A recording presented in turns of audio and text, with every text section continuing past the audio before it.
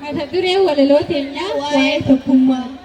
Tokkummaa, tokkummaa, tokkummaa, tokkummaa. Yaa ilmaanii Oromoo tokkummaa. Yaa ilmaanii dhaloota tokkummaa. Walaloo teenya mata dureen isii waa'ee tokkummaa nu waliin turtii gaarii isiniin jenna.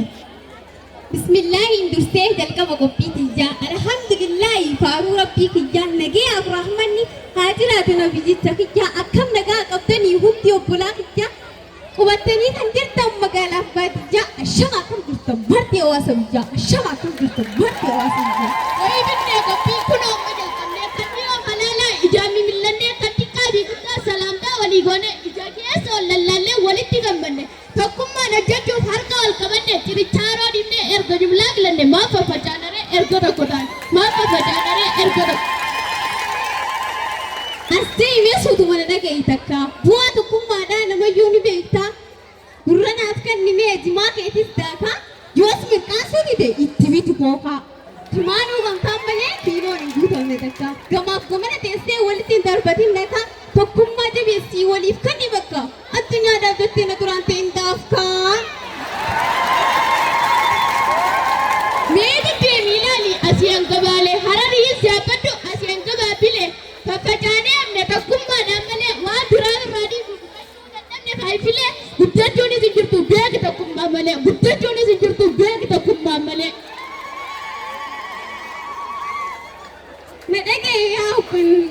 Nadhagee yaa obboleessa koo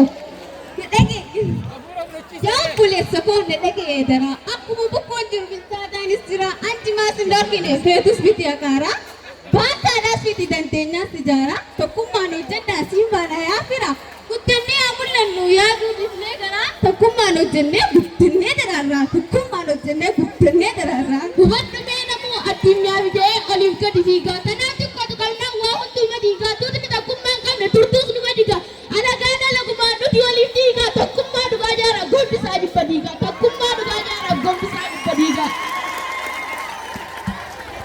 Nadhagaa hawaasni koo owwayin isiniifsaa addan faca'inaa tokkummaa jabeessaa gattuu fi basaasa dachirraa balleessaa waliin haa hojjennu jibbaa fageessina du'aayii godhaatumaan asitti gabaabsaa rabbi isinin hojjechiisin wanta dibbisiisaa waloodhaan hojjechuun milki saffisiisa abshir jaanamuu rabbiin nu milkeessaa abshir jaanamuu rabbiin nu milkeessaa. Amiin jaanamuu maaf sanna jala balaa dhuftu hunda rabbi isin haa baasu jala tokkummaa kee jabeessi gogorfachaan zallaa barkallarraa jalqabii deemi hanga balballaa walis ni dubbachaa wal garsiisaa jaalala ifatti mul'ata akka amboolii alaalaa bukkisaa dabarsiisaa dukkana wallaalaa tokkummaan jiraadhaa hunduu walii galaa tokkummaan jiraadhaa hunduu walii. Maaltu nurraa badu meeyoo tokko taanee bu'aa maal arganna addaan faffacaanee yeeyyiif waraabessaaf koba koba baanee irbaata isaanii ta'uu yoo barbaanne miidhaa arganne moo faayidaa arganne miidhaa arganne moo faayidaa arganne. Mata jahaa burii hukum jedheen itti aansa addaan faffaca'uuf mee maali bu'aansaa kophaa fiiguun keenya yeeyyii nu nyaachisa kophaa fiiguun keenya yeeyyii nu nyaachisa hangumaa beekurraan antotokee dhiisaa mee wal gaggaabadha gaabiis gaggabaabsa addaan faffaca'uun maali faayidaan isaa nu miidhamoo laata bu'aa argamsiisa. Jaa gurra walasaasa deebisaa sheer godha waliif daddabarsa deebisaa sheer godha waliif daddabarsa. Isaanis hindirrees itti keessaa nurraa jabeessaa nabayyuu hundi dhalaaf dhiiraa manguddoo bakkoottiin dargaggoota mara fulii facaanu jaamu mara goolabachuun deemna qophii teenya birra assalaamu alaikum nagayaan nuuf tura assalaamu alaikum nagayaan. Maqaa jedhamaa kutaa shanaffaa irraa nu dhaggeeffatu. Maqaan kiyyaa Zilaayqaa Abdii jedhama. Kutaa jaaffaa irraa waan nu dhaggeeffataniif guddaa galatooma.